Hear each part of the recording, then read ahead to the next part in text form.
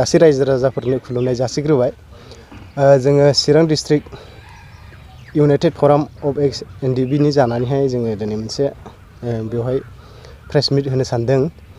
खोथाया जाहैबाय मैया बनसुनिफ्राय बै काजलगावनि जे हाखौ लानानैहाय माखासे बेले बेजे थासारि सोमजिदों, बेवहाय माने जोंनि NDFB फोरखौबो सरजाबफानानैहाय बिथांमोना माखासे इनसाल्ट खालामनाय बायदि खोथाफोरखौ बुंदों।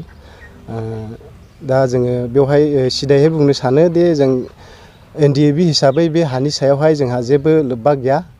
बेयो पार्सनेल प्रब्लेम। बेवहाय सोर मा खालामदों सोर मा जादों बेखौहाय जों जेबो मिन्थिया। खिन्थु बे खोथाखौ लानानैहाय बिथां बनसुनि जि सोद्रोमाफोरा बिथांमोना बुंदों जे NDFB फोरखौबो माने लोब्बा दंनाय बायदि माने दाय होनाय जादों आरो। दा खोथाया जाहैबाय जों बेवहाय रावबो जेबो इनभल्भ गैया आरो बियो मोनसे बिथांमोननि जि बुंनाय बे खोथाखौ लानानै जोङो गाज्रि मोनदों। मानो होनब्ला बिथांमोना बुंदों जे NDFB आल' सोमावसाराखै होननानै। दा जोंथ' NDFB फ्राथ' जों बुंनानै लायाखै जोंल' सोमावसारदों होननानैहाय। बेवहाय बयहाबो कन्ट्रिबिउसन दं बड'लेण्ड लाबोनायावहाय। बयबो दावहा नांदों, बयबो थै जिउ बावसोमदों। जोंथ' गासैबो NDFB आल' लाबोदों होननानैबो बुंनानैबो लायाखै। खिन्थु बिथांमोना जोंखौ बेबायदि सरजाबफानानै जोंखौहाय माने इनसाल्ट खालामनाय बायदि जादों आरो। बेखौ जोङो गाज्रि मोनदों। उनाव जाहाथे बेफोरबायदि खोथाया ओंखारा, बिदि गोदाव सोराव खोथाफोरखौ बुंनो नाङा। आरो बे हानि खोथायावहाय जोंहा NDFB हिसाबैहाय जेबो आखाइ गैया, लोब्बा गैया, बेखौल' जोङो बुंनो सानदों आरो। गिबियावनो United forum of ex NDFB नि जानानै आं गोसो गोरबोनिफ्राय गोजोननाय जासिहरग्रोबाय। थांनाय 23 तारिख 1 मार्च 2023 मायथाइ बे जानुवारियावनो काजलगावआव मोनसे हानि बेले बेजे मोनसे थासारि सोमजिदोंमोन। बेनि माखासे खोथाखौ लोब्बा लानानै आं फंनैसो एक्स NDFB नि जानानै आं बुंनो सानदों। बेयावहाय चिरां जिल्लानि बनसु आफाद होननानै बुंदों। बे चिरां जिल्लानि बनसु आफादनि सोद्रोमाफ्रा बेयाव बे थांनाय 23 तारिखआवहाय बेलासिनि 3टायाव माने प्रेस मिट खालामदों। दा बेवहाय जोंखौ बुंदों जे NDFB आल' संग्राम खालामाखै। माने आं बे खोथा बुंनायाव आं जोबोद दुखु मोनदों। माने आं कन्डेम खालामदों आरो माने आं एकदम निन्दा खालामदों। बिथांमोना जाहाथे बे खोथाखौ बुङा। बिथांमोना बिदि बुंनो थाखाय जोंनि सायाव मा अधिकार दं? जोंनि सायाव जेबो अधिकार गैया बिदि बुंनो थाखाय। दा आं बिथांमोनखौ खावलायदों, बिथांमोनखौ आङो स्ट्रिक्टलि आङो बुंदों जे जानला मोनला खोथाफोरखौ माने बेबायदि बुंनो हायोबा आं बुंनो मोनदों होननानै खोथाखौ बुंला जानाय नङा। थिगासे खोथाफोरखौ बुंनो हागोन, बयबो राइट्स दङ। खिन्थु माखासे खोथाखौहाय मिथिया लाबा खोथाखौ बुङोब्ला बेयाव जानाय नङा। बेवहाय जि बाथ्राखौ बाहायदों बिथाङा जोंनि सिगाङाव क्षमा लानांगौ। आरो बे खोथाखौ लानानै बिथांमोना दिनैहाय संग्राम खालामदों जों बेबायदि खोथाखौहाय जोङो बुङाखै NDFB आ।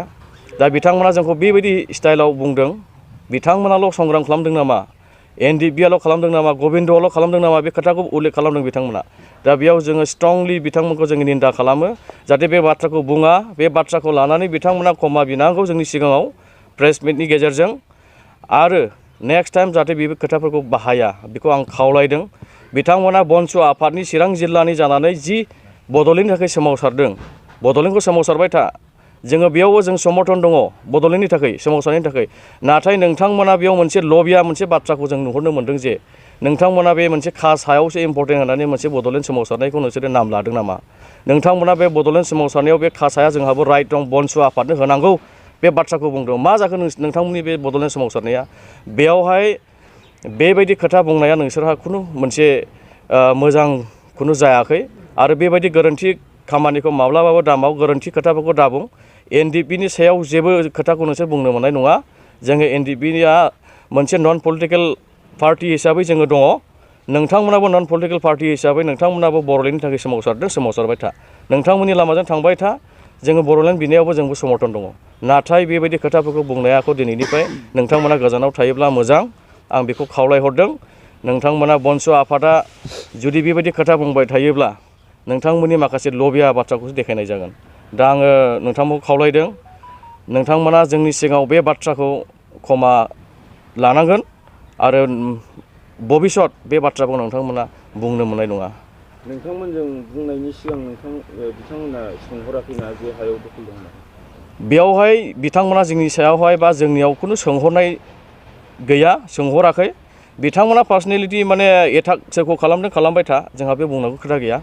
सोरजों हा सेलायदों सोरजों सेलायाखै, ना बनस' आफादजों सेलायदों ना सोरबा MLA MP जों सोरजोंबा ना डिपुटि बा सोरबा CM जों, जों बेयाव जों जेबो बुंनांगौ खोथा गैया।